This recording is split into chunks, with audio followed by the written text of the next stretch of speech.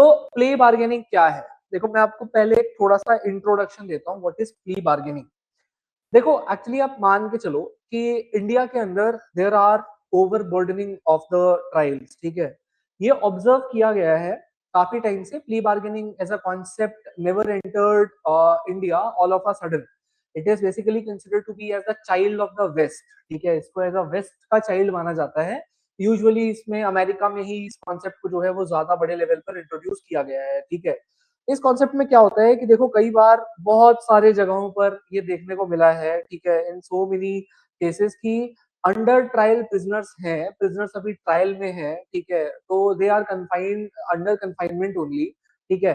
और उनको even for the offence that they have been imprisoned ना, उस ऑफेंस में the maximum punishment that is given, they are there inside the prison under trial without the final judgement, ठीक है। उस case में अभी तक कोई फाइनल डिग्री भी नहीं पास हुई है, और इवन उनको जिस ऑफेंस में अंदर किया गया है उस ऑफेंस में जितनी पनिशमेंट है उससे ज्यादा पनिशमेंट ऑलरेडी वो बिता चुके हैं, ठीक है, प्रिजन्स में ही। लेकिन उसके बावजूद भी जो है वो उन्हें वही कन्फाइनमेंट में ही रखा गया है, ठीक है। तो ये देखने को मिला। तो this is basically a violation of what? This is a violation of right to life. Truly it's a violation, it's a very big violation of right to life. तो ये कॉन्सेप्ट धीरे धीरे करके इंडिया में इंट्रोड्यूस किया गया। Initial जो judgements रहे हैं सुप्रीम कोर्ट के वो क्लियरली इस बात को इंडिकेट करते हैं कि सुप्रीम कोर्ट फेवर में बिल्कुल नहीं था शुरुआत में, ठीक है, प्ली बार्गेनिंग को लाने के। एक्चुअली इसमें होता क्या है, इसमें जैसे मान के चलो there is a person who committed a offence, ठीक है। अच्छा, कुछ एक्सेप्शंस है, जैसे सोशो इकोनॉमिक ऑफेंसेस जो बड़े लेवल के होते हैं जिसमें सोसाइटी एज इन पूरी इंपैक्ट होती है, उसके लिए ये नहीं कंसिडर किया जाता है। इसको बेसिकली कंसिडर किया जाता है उन ऑफेंसेस के लिए, आप यूं मान के चलो, या इवन जो 14 साल से कम के बच्चे हैं या ऑफेंसेस अगेंस्ट वुमेन हैं, उनमें इस चीज को नहीं लाया जा सकता। प्ली बार्गेनिंग में होता ये है कि अपार्ट फ्रॉम दीज एक्सेप्शंस, बाकी किसी भी केस में if there is a offender, ठीक है, जिसने ये crime, there is a accused person, अगर वो अपनी ट्रू टेस्टिमनी दे दे, ठीक है, अगर वो इस क्राइम को बेसिकली अगर एक्सेप्ट कर ले, इसके भी अलग अलग फॉर्म्स हैं, ठीक है। कहीं पर तो चार्ज जो है चार्ज बार्गेनिंग होती है, कहीं पर कुछ होता है। तो उस केस में अगर वो अंडर ट्रायल से पहले के स्टेज में, ठीक है, ट्रायल से पहले के स्टेज में अगर जो अक्यूज्ड है वो इस बात को मान जाए कि हाँ वो अपनी अगर एक ट्रू टेस्टिमनी दे दे, ठीक है, इंडियन केस में ऑन कैमरा रिकॉर्डिंग में अगर वो अपनी ट्रू टेस्टिमनी दे दे, तो ऐसे केस में जो प्रोसिक्यूटर है उसको फिर ये क्लियर कट नहीं प्रूव करना पड़ेगा कि हाँ इसी इंसान ने ये किया है, और उस बिहाफ पे इन एक्सचेंज और in bargaining of giving that true testimony, क्योंकि देखो इस केस में ये लगता है कि यार अगर ये अभी अपनी ट्रू टेस्टिमनी नहीं देगा तो फिर पूरे प्रोसीजर से गुजरना पड़ेगा, कई कई साल लग जाएंगे इसके गिल्ट को एस्टैब्लिश करने के लिए। तो ऐसे केस में जो जुडिशरी है वो क्या करती है कि अगर एक ऑफेंडर अपनी ट्रू टेस्टिमनी दे देता है, और साथ में इन एक्सचेंज ऑफ दैट, आपने कई मूवीज में सुना होगा कि कोई बात नहीं आपने किया है क्राइम, उसको जो है सच बता दो, हम थोड़ी कम सजा के लिए जो है अपील कर सकते हैं। तो ऐसे केस में कि भाई I am giving you the true testimony in front of the camera recording, सभी एकदम सही, कैमरा रिकॉर्डिंग के सामने क्यों? क्योंकि कॉन्स्टिट्यूशन का फंडामेंटल राइट का प्रोविजन जो है आर्टिकल ये बात बोलता है 20 की, उसमें जो है कि no one can be compelled to be a witness against himself. तो कंपल्जन के अंडर नहीं, यहाँ कंपल्जन या कंपेल करा करके आपसे ट्रू टेस्टिमनी नहीं ली जा सकती। बट अगर जो अक्यूज है वो खुद से अपने आप से ऑन कैमरा अगर ट्रू टेस्टिमनी अपनी दे देता है, ठीक है, सही सही बता देता है कि हाँ ये ऑफेंस जो है वो मैंने कमिट किया है, ये तरीके मैंने अपनाए थे, and this is basically that particular offence, तो ऐसे केस में या तो उसके चार्ज को कम किया जा सकता है, टोटल सजा को कम किया जा सकता है, या नेचर ऑफ पनिशमेंट को रिड्यूस या चेंज किया जा सकता है, ठीक है, उस पनिशमेंट को कम किया जा सकता है। तो ये बार्गेनिंग होती है। एक साइड एक साइड ये बार्गेनिंग है कि हम तुम्हारे पनिशमेंट को कम कर देंगे, चार्ज को घटा देंगे, या फिर टेन्योर को कम कर देंगे, नेचर को बदल देंगे, बट बदले में we are bargaining with you कि give us the true testimony of what you have done और what offence you have committed, ठीक है। तो ये बेसिकली बात है यहाँ पर कि अगर हम इन एक्सचेंज ये चीज करें तो इस केस में जो है जो बर्डनिंग ऑफ जुडिशरी है, जो जजेस में over pile basically piling up of the cases के जो इंस्टेंसेस हमें देखने को मिले हैं, बहुत सारे केसेस जो हैं वो जुडिशरी में ओवरलोडेड है, ओवर बर्डन चल रही है जुडिशरीज, ठीक है, डेट्स जो है वो तारीख पे तारीख मिले जा रही है, तो उन चीजों को रिड्यूस किया जा सकता है, ठीक है। कई सारे प्रिजनर्स हैं जो अभी भी अंडर ट्रायल ही हैं, ठीक है, ट्रायल में ही है, उनको इनफैक्ट जितनी पनिशमेंट हो सकती है उससे ज्यादा काट चुके हैं वो लोग, ठीक है, लेकिन फिर भी जो है they are inside the prisons, ठीक है। प्रिजन्स के भी कई सारे केसेस ऐसे आए हैं कि प्रिजन्स भी जो है अपनी ओवर कैपेसिटी पे चल रही हैं, प्रिजन्स के अंदर भी जो है इनमेट्स के लिए बिल्कुल जगह नहीं है, लेकिन फिर भी पैथेटिक कंडीशंस है, इनह्यूमेन कंडीशंस है, ठीक है, because our criminal law system और criminal basically justice administration has evolve from just giving punishment to basically I would say कि अब ये इवॉल्व होकर के कहाँ आ गया है, अब ये इवॉल्व होकर के उस पॉइंट पे आ गया है when we have to focus on reformation. अब हमें फोकस करना है कि कैसे इस क्रिमिनल जस्टिस सिस्टम को रिफॉर्म किया जाए, कैसे इस सिस्टम को जो है वो सही किया जाए, सुधारा जाए। विक्टिम सेंट्रिक के साथ साथ हम अब ये सोचने लगे हैं कि जिसने क्राइम किया है उसका क्राइम अलग है और वो क्रिमिनल अलग है, वो एज अ पर्सन उसको देखा जाए और उसके द्वारा किए गए क्राइम को अलग देखा जाए, जिससे हम उस क्राइम को तो डील करें बट उस इंसान को भी जो है वो रिफॉर्म करने की कोशिश करें। बात आ रही है समझ में? So that is the main reason why plea bargaining has entered in the Indian criminal administration system, ठीक है, जिसमें कि एक प्ली को जो है वो बार्गेन किया जाता है in exchange of some relaxations in terms of punishment and in return of which basically giving the true testimony of the crime that has been committed by the accused person. All right. Sir एक तो doubt था मेरे को yes yes इसके related. जैसे plea bargaining में जब वो टेस्टिमनी लेते हैं तो मैजिस्ट्रेट के सामने टेस्टिमनी की बात कर रहे हैं या पुलिस को भी वो टेस्टिमनी नहीं दे पुलिस सकते हैं? वाली टेस्टिमनी नहीं, पुलिस वाली टेस्टिमनी नहीं, पुलिस वाली नहीं, पुलिस वाली तो वैलिड नहीं है, पुलिस वाली तो पुलिस तो कुछ भी बोल के करवा ले यार, उसका क्या, वो तो जो है पीछे से जो है तलवार लेके खड़े हो जाएंगे और जो है बोल, ये बोल रहा है कि नहीं बोल रहा है, कैमरे के आगे हंस के बोल रहा है तेरे को, तो वो तो खत्म बात, ठीक है, उसमें तो फिर सारी टेस्टिमनी जो है इन फेवर ऑफ पुलिस ही चली जाएंगी, ठीक है। नहीं नहीं नहीं, वो टेस्टिमनी, ठीक है।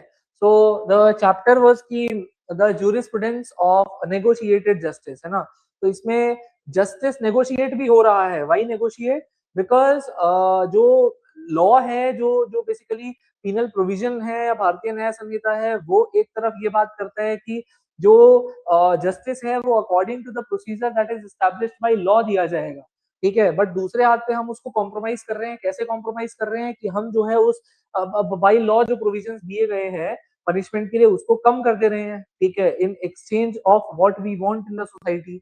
So the comprehensive analysis of plea bargaining in the Indian criminal justice system. So let's have a look at this. So this is basically, क्योंकि ये किताब थी तो इसमें ये पूरा जो है इसमें आप पढ़ सकते हैं इसको, ठीक है, मैंने इसमें पूरा लिखा हुआ है कि मतलब यूपीएससी के लिए जो है वो this why this topic is basically very much relevant, ठीक है, बट इसको आगे चल के, हाँ, तो बेसिकली इसमें क्या था कि क्रिमिनल लॉ अमेंडमेंट एक्ट 2005 जो है तो उसमें बेसिकली इसमें कुछ चेंजेस किए गए थे, ठीक है, और उसके बाद से जो है इसको इंट्रोड्यूस किया गया था। कॉन्सेप्चुअल फ्रेमवर्क समझेंगे, फिर इसकी हिस्टोरिकल ओरिजिन को समझेंगे, इससे रिलेटेड अलग अलग इसमें जो कॉन्सेप्ट्स हैं, जो चीजें हैं, जो जजमेंट्स हैं कोर्ट के, उन सभी को समझते हुए चलेंगे इसमें, ठीक है। तो देखो क्या है बार्गेनिंग, तो बार्गेनिंग का पहले हम समझते हैं मतलब, तो प्री बार्गेनिंग क्या है, एक फंडामेंटल लेवल है, it refers to the pre trial negotiation. क्या मतलब इस बात का कि ट्रायल से पहले की नेगोशिएशंस के बारे में बात हो रही है, अभी तक ट्रायल जो है वो स्टार्ट नहीं हुई है, लेकिन इवन ट्रायल से पहले ही प्री ट्रायल नेगोशिएशंस की बात हो रही है, किस किस के बीच में, एक साइड अक्यूज्ड और दूसरी साइड जो प्रोसिक्यूशन है who is trying to prove the guilt on the accused, उसके और जो अक्यूज है उसके बीच में, ठीक है। और इन नेगोशिएशंस के टाइम पर जो डिफेंडेंट है वो ये अग्री करता है कि मैं गिल्ट प्लीड करूंगा, आई विल प्लीड गिल्टी, ठीक है, I will plead myself guilty to a specific charge in exchange for certain concessions. मैं इस पर्टिकुलर चार्ज के लिए गिल्टी प्लीड तो कर लूंगा, लेकिन इसके बदले में मुझे क्या चाहिए, मुझे कुछ कंसेशंस चाहिए फ्रॉम द स्टेट, ठीक है। और टिपिकली उसमें क्या कंसेशंस होते हैं, या तो जो है उस पनिशमेंट की सीवियरिटी या जो चार्ज है सीवियर चार्ज उसको रिड्यूस करके थोड़ा लीनियंट सेंटेंस दिया जाएगा, ठीक है। तो after a full scale trial या फिर the colloquial summation of this process, plead guilty and ensure a lesser sentence। तो इसका एक प्रॉपर एक समराइजेशन अगर हम देखें तो प्ली बार्गेनिंग का समराइजेशन ये है कि plead guilty and ensure a lesser sentence. आप गिल्टी प्लीड कर लो, आप अपनी गलती को मान लो, आप बता दो आपने क्या किया है, उसके बदले में हम क्या देंगे आपको, उसके बदले में हम आपको एक लेसर सेंटेंस देंगे, ठीक है। So you will get a lesser sentence in return of if you plead guilty, ठीक है। So captures the administrative logic behind the mechanism, though it belies the complex legal and ethical consideration that underpins it। तो इसमें बहुत सारे complex considerations हैं, ठीक है। Legal consideration ये है कि स्टैट्यूट ने जो सजा दी है आप उसको भी जो है बिट्रे कर रहे हो, ठीक है। दूसरी तरफ एथिकल कंसिडरेशन ये है कि अगर किसी ने लेट से कोई भी एक क्राइम किया है उसके प्रति अगर वो गिल्टी प्लीड कर रहा है और आप सेंटेंस को कम कर दे रहे हो, तो आप क्या सच में जो है जस्टिस एडमिनिस्टर कर रहे हो। तो these are some sort of questions, ठीक है, दैट आर अराइजेस, ठीक है। लेकिन वही है कि फिर दूसरी तरफ बेनिफिट भी देखा जाएगा।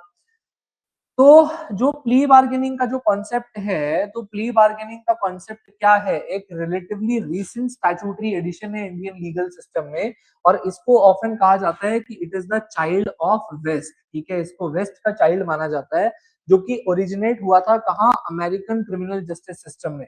यूएस में ये कॉन्सेप्ट जो है बहुत डोमिनेंट फीचर है वहां के क्रिमिनल लॉ सिस्टम का, 19th सेंचुरी से लेके अब तक चला आ रहा है, ठीक है।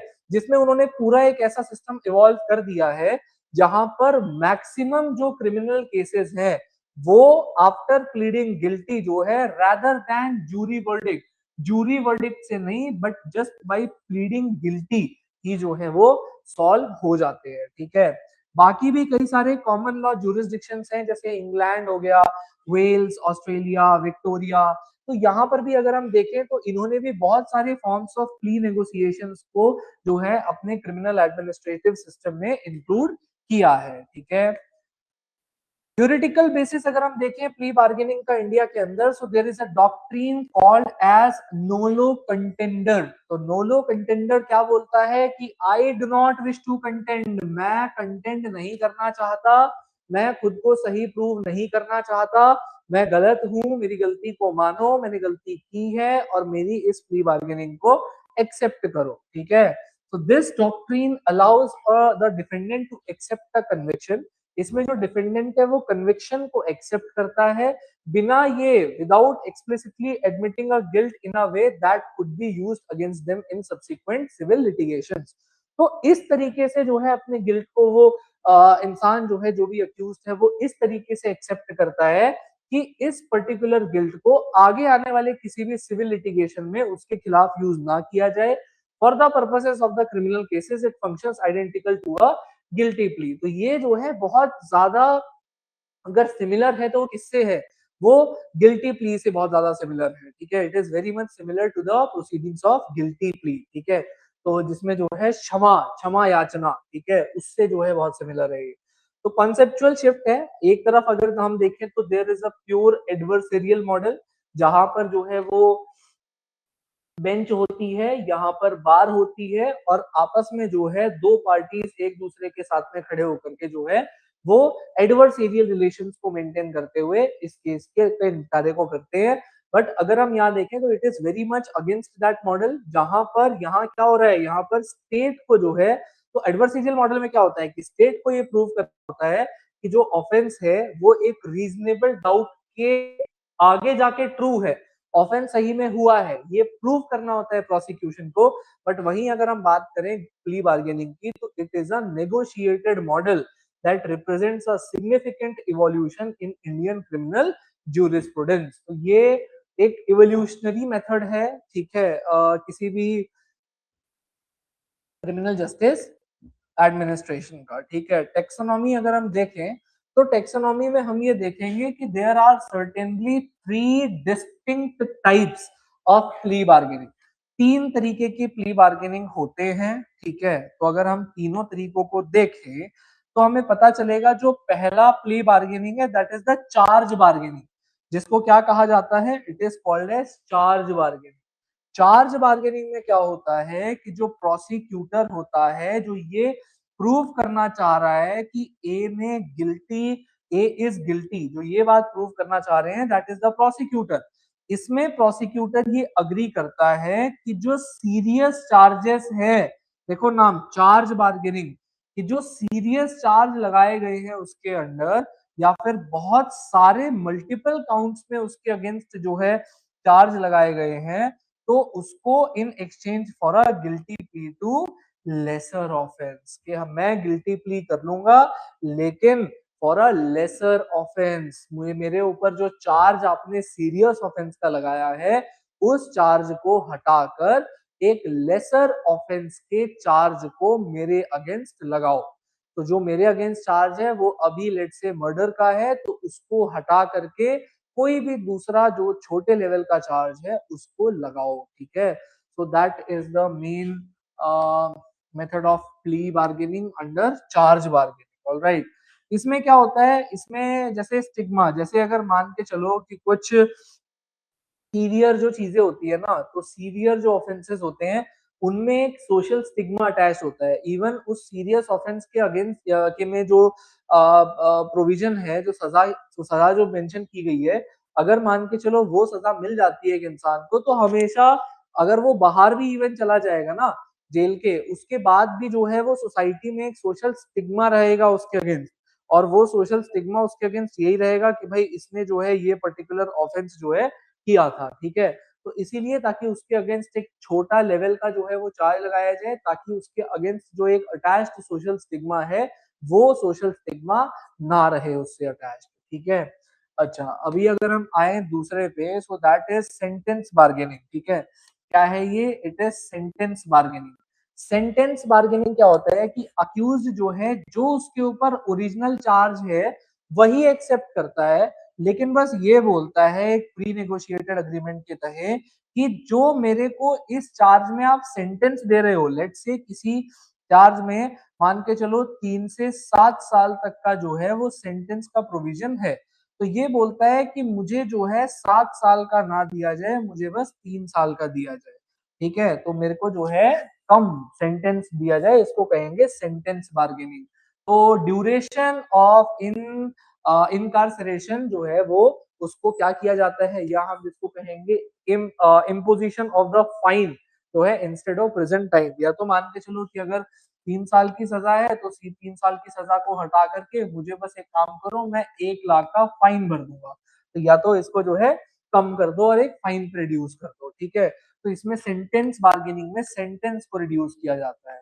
अगर हम फैक्ट बार्गेनिंग की बात करें, तो फैक्ट बार्गेनिंग में क्या होता है, पार्टीज जो हैं वो एक बहुत सारे जितने भी फैक्ट्स हैं उनको एक साथ रखते हैं, ठीक है, और ये अग्री करते हैं to stipulate to certain facts while omitting the others, कि अगर मान के चलो कि 1 2 3 4 चार फैक्ट्स हैं, ये कहेंगे कि बस इन 3 फैक्ट्स को माना जाए और एक फैक्ट को खारिज किया जाए, इसको कोर्ट में ना लाया जाए, उसी बेसिस पे जो है बस मैं अपने गिल्टी को जो है वो प्ली करूंगा from the record to prevent the application of harsher sentencing guideline.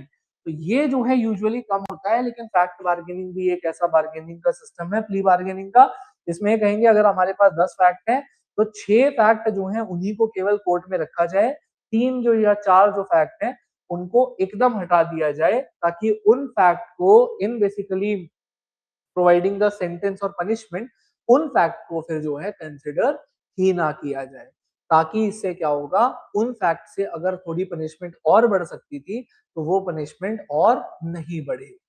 All right, getting the point, any confusion uh, अभी तक? Sir yes. थोड़ा सा क्वेश्चन था फैक्ट बार्गेनिंग में सर, मतलब फैक्ट्स को ओमिट करना सर, वो थोड़ा सा ऐसे वो गलत नहीं, मतलब अगर जुडिशियल हाँ, स्टैंड पॉइंट से भी देखें एकदम गलत, तो एकदम फैक्ट, गलत।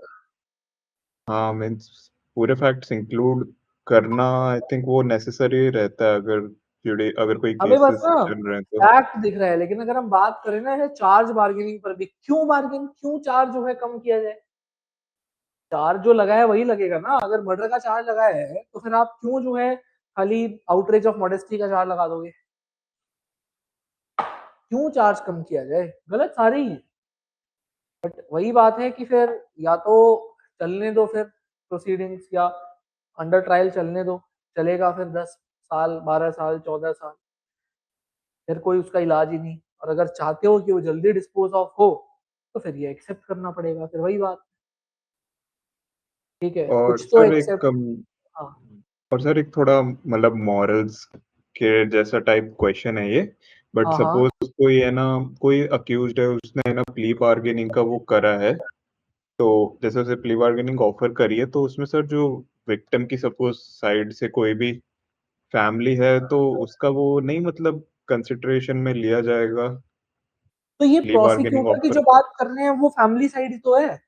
प्रोसिक्यूटर क्या होता है? प्रोसिक्यूटर मतलब वो जो इंसान, जो फैमिली विक्टिम है, अगर उसके बिहाफ पे एक लॉयर अगर ये प्रूव करने की कोशिश कर रहा है कि सामने वाले ने ये जो है ऑफेंस किया है, so he will be the prosecutor only who is trying to prove a guilt on other। नहीं होता कि अमेरिका में तो तुम्हें पता है और भी बहुत वो वैसे तरीके से होता है। अमेरिका में तो जैसे फॉर एग्जांपल जो अक्यूज्ड है, और बहुत ऐसी मूवीज भी आती हैं जिस मूवीज में प्राइवेट केबिन में बैठे हुए हैं और प्राइवेट केबिन में बैठ करके जो है आपस में नेगोशिएट कर ले रहे हैं। ठीक है, तो वहां तो बहुत प्राइवेटली नेगोशिएट होती है चीजें। But Indian criminal administrative system में ऐसा प्राइवेट नेगोशिएशन का कोई कॉन्सेप्ट नहीं है। यहाँ पर ऐसे प्राइवेटली आप जा करके और अपने बीच में दोनों में नेगोशिएट कर लो, ठीक है, वो नहीं हो पाएगा। ठीक है, यहाँ पर दैट कैन नॉट हैपन। तो इंडिया वाले केस की अगर हम बात करें तो इंडियन स्टैट्यूटरी कॉन्टेक्स्ट जो है वो किस पर फोकस करता है? वो combination of charge and sentence bargaining दोनों पे फोकस करता है। फैक्ट बार्गेनिंग का एक तो पहली बात नहीं है इंडिया में। ठीक है, fact bargaining because as you also thought, तो गलत तो है, फैक्ट नहीं छुपाने हैं, फैक्ट को ट्रू रख के फिर प्ली बार्गेनिंग में दूसरे दोनों कर लो, वो दैट्स गुड। तो और यहाँ पर इंडिया का ये बहुत एक मतलब यूं समझ लो एक बहुत अच्छी बात है कि यहाँ पर म्यूचुअली सेटिस्फैक्ट्री डिस्पोजिशन होगा केसेस का। यहाँ ऐसा नहीं है कि भाई आपके हिसाब से जो है वो केसेस डिस्पोज ऑफ नहीं होंगे, यहाँ पर म्यूचुअली सेटिस्फैक्ट्री डिस्पोजिशन ही चल पाएगा। ठीक है, तो अगर हम बात करें तो अमेरिकन मॉडल जो है, अमेरिकन मॉडल में क्या होता है, जो प्रोसिक्यूटर होता है और जो डिफेंस होता है ना, तो प्रोसिक्यूटर और डिफेंस जो है वो बेसिकली डिफेंस का अटॉर्नी, ये दोनों आपस में बैठ करके और प्राइवेट में जो है बिना किसी जुडिशियल इंटरफेरेंस के और जो है अपना सुलझावा कर लेते हैं। ठीक है, बट यहाँ अगर हम बात करें इंडियन मॉडल की, तो यहाँ पर एक बहुत high level of judicial supervision होता है। यहाँ जो भी चीजें की जा रही हैं वो जुडिशियल सुपरविजन में की जाएंगी। ठीक है, और वॉलेंट्री होनी चाहिए, और साथ में विक्टिम्स के राइट्स को भी बहुत ज्यादा ध्यान में रखा जाता है। ठीक है, कि विक्टिम का भी राइट जो है वो अपहेल्ड होना चाहिए इसमें। ठीक है, तो हिस्ट्री देख लेते हैं इसकी कैसे स्टार्ट हुआ। ठीक है, तो कैसे कैसे रिपोर्ट्स आई। तो ऐसा नहीं था कि एकदम से जो है वो प्ली बार्गेनिंग को इंडिया में एक लॉ लाया गया और साथ में इंट्रोड्यूस कर दिया गया। It never happened like this. ठीक है, तो इंडिया में जो है वो ऐसा all of a sudden occurrence जो है वो नहीं माना जाएगा। ठीक है, यहाँ पर क्या है, बहुत सारे ईयर्स ऑफ रिसर्च रिपोर्टिंग, बहुत सारी हीटेड डिबेट्स हुई। सुप्रीम कोर्ट ने पहले तो एक स्ट्रिक्ट ऑपोजिशन का पोस्चर मेंटेन किया हुआ था। ये देखा गया था सुप्रीम कोर्ट के द्वारा कि it is corruption of the judicial process in the initial time. But बहुत साल के डिसीजंस के बाद एपेक्स कोर्ट में आर्ग्यू किया गया कि भाई कोर्ट को जो है वो चीजों को डिसाइड करना पड़ेगा। कोर्ट का यही था कि हम भाई हम मेरिट पे ही डिसाइड करेंगे। ठीक है, किसी भी तरीके का बार्गेन नहीं होगा। बट फिर लॉ कमीशन की कुछ रिपोर्ट्स आई और इनमें हमने कुछ पर्सपेक्टिव को शिफ्ट होते हुए देखा। ठीक है, तो इन रिपोर्ट्स में क्या था, तो इन रिपोर्ट्स में जो प्राइमरी ड्राइवर था लेजिस्लेटिव चेंज का, वो बेसिकली ये था कि जो ट्रेडिशनल ट्रायल सिस्टम था वो एक्चुअली फेल होता जा रहा था। तो जो ट्रेडिशनल ट्रायल सिस्टम था, यहाँ इसकी नाकामियों की वजह से फाइनली जो लॉ कमीशन ऑफ इंडिया है, इसने एक बहुत इंपॉर्टेंट रोल प्ले किया है इसमें। ठीक है, और प्ली बार्गेनिंग के फिजिबिलिटी को जो है वो चेक किया कि क्या प्ली बार्गेनिंग फिजिबल भी है। और डिलिबरेटली कुछ रिपोर्ट्स आती गई जिनमें हम ये देखते गए कि प्ली बार्गेनिंग को किस तरीके से इंडियन सर्कमस्टेंसेस में इम्प्लीमेंट किया गया। ठीक है, तो एक आती है पहले 142nd रिपोर्ट इन 1991। ठीक है, तो इस रिपोर्ट का टाइटल था concessional treatment for offenders who on their own initiate initiative choose to plead guilty without any bargaining. इसमें ऐसा नहीं था कि प्ली बार्गेनिंग को जो है पूरा कह दिया गया, इसमें रिपोर्ट में ये कहा गया कि एक स्ट्रक्चर्ड सिस्टम होना चाहिए नेगोशिएटेड बार्गेनिंग का। इसमें कहा गया कि एक स्ट्रक्चर तो कुछ होना चाहिए जिसमें बार्गेनिंग को नेगोशिएट किया जा सके। इसने कहा कि thousands of under trial prisoner हैं जो कि इवन उनके जो पोटेंशियल सेंटेंस है उससे भी ज्यादा पीरियड के लिए अंडर ट्रायल में अभी भी है, ठीक है। तो उनको थोड़ा बहुत एक कंसेशनल अप्रोच दी जानी चाहिए, ठीक है, जिससे जो उनकी सफरिंग्स है ड्यू टू द बैकलॉग ये खत्म हो, ठीक है। फिर एक आती है 154th रिपोर्ट ऑफ 1996। इस रिपोर्ट ने दोबारा से इसी बात को रिटेरिएट किया कि there is a need for plea bargaining as an alternative dispute resolution mechanism. तो एडीआर का एक मैकेनिज्म बन सकता है plea bargaining as highlighted by 154th report of 1996। इसने ये पॉइंट किया to the low conviction rate and high pendency as evidence. इसने कहा कि लेट से जो 100 लोग अगर अभी अंडर ट्रायल हैं, इनमें से जो number of people who are actually convicted of their offence ये बहुत लो है इंडिया के केस में।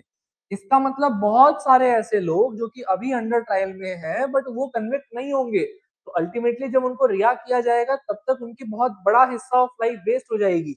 इसको एक बहुत बड़ा एविडेंस दिया और एज अ सेफ्टी वैल्व इस्तेमाल किया for basically arguing for plea bargaining. एक 177th रिपोर्ट आती है 2001 की और 177th रिपोर्ट में कमीशन ने जो है फर्दर एक प्रपोजल दिया इस बात को एम्फेसाइज करते हुए कि सिस्टम में कुछ सेफगार्ड्स को इंट्रोड्यूस होना चाहिए ताकि जो पुअर हैं और इलिटरेट हैं उनको जो है बेसिकली प्ली बार्गेनिंग को उन तक पहुंचाया जाए, ठीक है, जिनको अवेयरनेस नहीं है तो उन तक भी इस चीज को लाया जाए। अल्टीमेटली एक मलिमत कमेटी रिकमेंडेशंस आती हैं। एमएचए ने जो है 2000 में एमएचए ने एक कमेटी को एस्टैब्लिश किया, ठीक है, for the reforms of the criminal justice system in India, जिसके चेयरपर्सन थे doctor justice V S Malimath. और मलिमत कमेटी की रिपोर्ट आई 2003 में, आफ्टर इसको 2000 में बनाया गया था और 2003 में इसने अपनी रिपोर्ट दी। इस रिपोर्ट को एज अ ब्लूप्रिंट बनाया गया, ठीक है, आगे चल के जो सीपीसी है उसमें कुछ अमेंडमेंट्स करने के लिए, ठीक है। So this report was basically used as a blueprint for that, ठीक है। इस कमिटी ने कहा कि प्ली बार्गेनिंग आना चाहिए but on the ground of administrative necessity, जब नेसेसिटी हो तब, ठीक है। और इसका successful implementation of similar system in the United states को एज अ एग्जाम्पल लिया गया कि यूनाइटेड स्टेट्स में भी इसका सक्सेसफुली इसको इंप्लीमेंट किया जा चुका है। और इसने आर्ग्यू किया कि स्टेट जो है वो क्योंकि उसके पास बहुत लिमिटेड रिसोर्सेज हैं तो हीनियस क्राइम के prosecution of heinous crime if petty and less serious offences could be resolved through mutual agreement. तो उसने कहा कि जो सीरियस ऑफेंसेस हैं वो ऑलरेडी बहुत ज्यादा हैं, बहुत बर्डनसम है स्टेट के ऊपर। तो इस वजह से जो पेटी ऑफेंसेस हैं, जो छोटे मोटे ऑफेंसेस हैं, उन ऑफेंसेस को क्या किया जा सकता है, उन ऑफेंसेस को बेसिकली प्रोसिक्यूट किया जा सकता है बाय बार्गेनिंग। तो बार्गेनिंग को ऐसे लेस हार्मफुल और पेटी ऑफेंसेस में अगर हम यूज करें then that will be good only, ठीक है, वो अच्छा ही रहेगा। इसके बाद में इस रिकमेंडेशन के बाद आता है criminal law amendment act 2003 Malimath committee की रिकमेंडेशन के बेसिस पे, और इसमें इंट्रोड्यूस किया गया था प्ली बार्गेनिंग को, ठीक है। तो बहुत ज्यादा इसमें पब्लिक आउटक्राई हुई थी, बहुत सारे कंसर्न्स थे कि इसको अब्यूज किया जा सकता है, लोग क्राइम कर लेंगे और बोल देंगे हम तो प्री बार्गेनिंग कर लेंगे, ठीक है। तो बहुत सारे इसमें कंसर्न्स थे, ठीक है। तो बिल जो है वो इवेंचुअली पास हुआ, ठीक है। चैप्टर 21A को इंट्रोड्यूस किया गया, ठीक है, सीपीसी में सेक्शन 265A टू 265L को लाया गया, इंसर्ट किया गया, ठीक है, क्रिमिनल प्रोसीजर्स कोड 1973 में। और ये बेसिकली इफेक्ट में कब आया, ऑन जुलाई 5 2006 में ये इफेक्ट में आया, ठीक है। स्टैट्यूटरी फ्रेमवर्क की बात करेंगे, पहले ये सीआरपीसी जो है उसकी बात कर लेंगे हम, उसमें क्या था। तो इसमें चैप्टर 21A को जो है ऐड किया गया था फॉर प्ली बार्गेनिंग। ठीक है, इसकी एप्लीकेबिलिटी और स्टैट्यूटरी एक्सक्लूजन क्या थे? इसमें जो सेक्शन सीआरपीसी का 265A था, इसमें एक मैकेनिज्म दिया गया था कि कौन कौन से ऑफेंसेस वो क्राइटेरिया मीट करते हैं जिनमें प्ली बार्गेनिंग को लाया जा सकता है। ठीक है, इसमें सेंटेंस लिमिट एक दी गई थी कि ऑफेंस जो है वो imprisonment for a term not exceeding 7 year. तो जो ऑफेंसेस में सजा 7 साल तक की है, उससे ज्यादा अगर है तो वो प्ली बार्गेनिंग नहीं हो सकती। बट अगर 7 साल तक की है तो उनके लिए प्ली बार्गेनिंग हो सकता है। ठीक है, इसमें कुछ ऑफेंसेस को एक्सक्लूड किया गया। ठीक है, एक्सक्लूड कौन कौन से ऑफेंसेस को किया गया? तो जो कि सोशियो इकोनॉमिक ऑफेंसेस हैं, पूरे देश की सोशियो इकोनॉमिक वेलबींग को इफेक्ट करते हैं। ठीक है, या फिर एक विमेन और एक बच्चा जो कि 14 ईयर से कम है, अगर उसके अगेंस्ट कोई ऑफेंस हो रहा है तो उनको यहाँ पर एक्सक्लूड कर दिया गया। ठीक है, ऑफेंडर्स एक्सक्लूजन, तो ये बेसिकली ऐसे हैबिचुअल ऑफेंडर्स के लिए नहीं थी। ठीक है, जो बार बार क्राइम करते हैं उनके लिए इस बेसिकली प्रोविजन को नहीं लाया गया था। ठीक है, यहाँ पर एक प्रोसीजर था म्यूचुअली सेटिस्फैक्टरी डिस्पोजिशन के लिए। ठीक है, इसमें क्या था? इनिशिएशन, तो इनिशिएशन मेंशन है, सेक्शन मेंशन था बेसिकली सेक्शन 265B के अंदर, जहां पर क्या था कि जो प्रोसेस है ये केवल अक्यूज्ड के द्वारा इनिशिएट किया जा सकता है। अक्यूज्ड एक कोर्ट में फाइल करेगा एप्लीकेशन, जब जहां पर उसकी ट्रायल पेंडिंग है। उसके बाद में एक एफिडेविट देगा जिसमें वो वॉलंटरी बेसिस पे इस बात को बताएगा कि उसने ये ऑफेंस जो है वो कैसे कैसे और क्या जो है इसने कमिट किया। उसके बाद इसकी वॉलंटरीनेस का वेरिफिकेशन होगा कि ये सच में वॉलंटरी था या नहीं था। ठीक है, तो ये कोर्ट के सामने इन कैमरा चैम्बर होंगे, उसमें जाएगा अक्यूज, फिर जा करके वहां पर अपनी बात को रखेगा कि ये जो सारी बातें मैंने कही बिना किसी के कोअर्जन के या इंड्यूसमेंट के कही है, इसमें जो है मैं जो भी फाइल कर रहा हूँ वो एकदम सही है। फिर जो है म्यूचुअली सेटिस्फैक्ट्री आपका डिस्पोजिशन मीटिंग होगी। ठीक है, जिस मीटिंग में जो है अगर ये वॉलंटरीनेस प्रूव हो जाती है अक्यूज्ड की, तो उसके बाद में जो है उसको पब्लिक प्रोसिक्यूटर के साथ में जो है बैठाया जाएगा। साथ में एक इन्वेस्टिगेटिंग ऑफिसर भी होंगे, विक्टिम भी होगा और साथ में अक्यूज्ड भी होगा जो कि म्यूचुअली सेटिस्फैक्टरी डिस्पोजिशन में अग्री करता है। इस मीटिंग में जो है ये meeting is considered to be as the heart of the bargain. इस मीटिंग में फाइनली डिस्कस किया जाएगा कंपनसेशन फॉर द विक्टिम और potential reduction of the sentence for the accused. ठीक है, तो ये वो मीटिंग होगी जो कि मेन मीटिंग है। फिर सेक्शन 265E की अगर हम बात करें तो यहाँ डिस्पोजल ऑफ द केस, इस अग्रीमेंट ये अग्रीमेंट जब पहुंच जाएगा, अग्रीमेंट जब हो जाएगा तो इसके बाद सेंटेंस दिया जाएगा। कोर्ट के पास एक स्पेसिफिक मैंडेट होगा। अगर लॉ ये प्रोवाइड करता है मिनिमम सेंटेंस, तो कोर्ट जो है वो अक्यूज्ड को जो मिनिमम सेंटेंस है, बात याद रखना, अभी इससे आपको पता चलेगा बीएनएस में क्या चेंज हुए।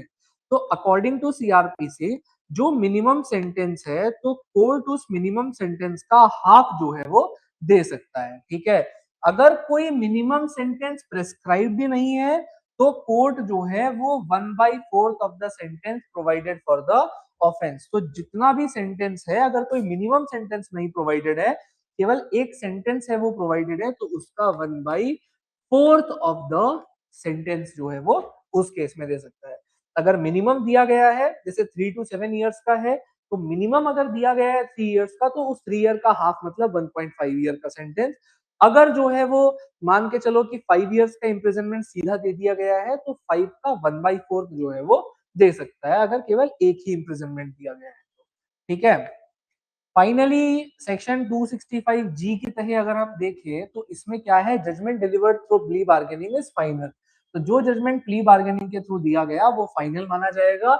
इसके अगेंस्ट कोई भी अपील किसी भी कोर्ट में नहीं जाएगी, जो ये इंश्योर करता है कि finally the case stands to be closed. ठीक है, बट इसके बाद अगर हम इवोल्यूशन देखें इसका, अगर हम इसको समझें तो इसको देखें, अगर हम बीएनएसएस में, भारतीय नागरिक सुरक्षा संहिता में अगर हम देखें, तो बीएनएसएस में हमें पता चलेगा कि सीआरपी के इस प्रोविजन को जो है वो रिप्लेस किया गया है। ठीक है, तो बीएनएस के अंदर जो है वो इसको रिप्लेस किया गया।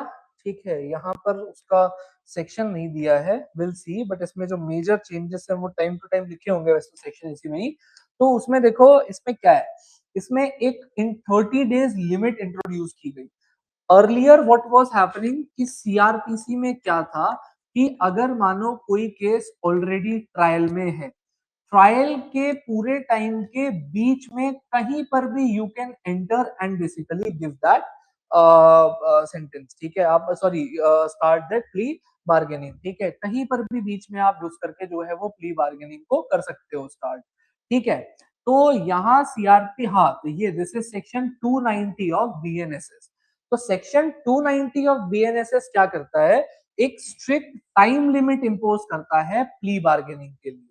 ओल्ड सिस्टम में क्या था, प्ली बार्गेनिंग किसी भी स्टेज में स्टार्ट हो सकती थी जब तक जजमेंट नहीं आया है उससे पहले, लेकिन बीएनएसएस के सेक्शन 290 ने कर दिया है कि एप्लीकेशन जो है वो 30 डेज के अंदर अंदर आ जानी चाहिए जब से चार्ज फ्रेम हो गए हैं।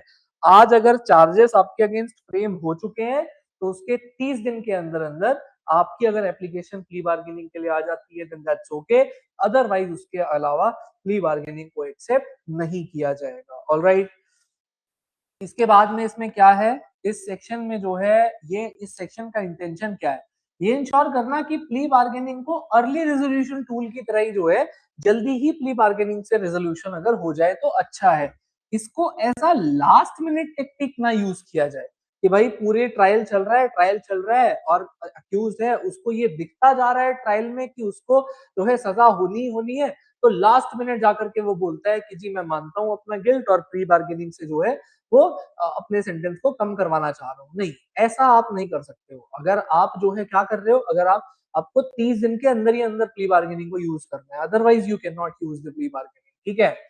अच्छा, तो हाउएवर जो लीगल कमेंटेटर्स हैं वो ये नोट करते हैं कि जो ये विंडो है ये बहुत नैरो है और अक्यूज्ड पर्सन जो है उसको अगर वो बेसिकली मार्जिनलाइज्ड कम्युनिटी से है तो उसको लीगल काउंसिल या इस प्ली बार्गेनिंग के इम्प्लीकेशन को समझने का टाइम जो है वो बहुत कम दिया गया है, ठीक है। अच्छा, फर्स्ट टाइम ऑफेंडर्स को थोड़ी और रिलीफ दे दी गई है, ठीक है, under section 293 of BNSS.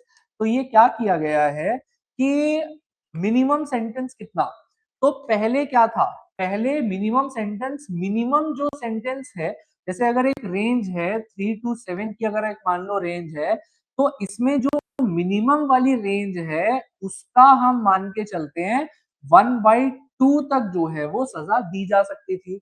But अब क्या है, अब अगर जैसे फॉर एग्जाम्पल 3/7 है तो मिनिमम का 1/4 सजा भी दी जा सकती है प्ली बार्गेनिंग में, ठीक है।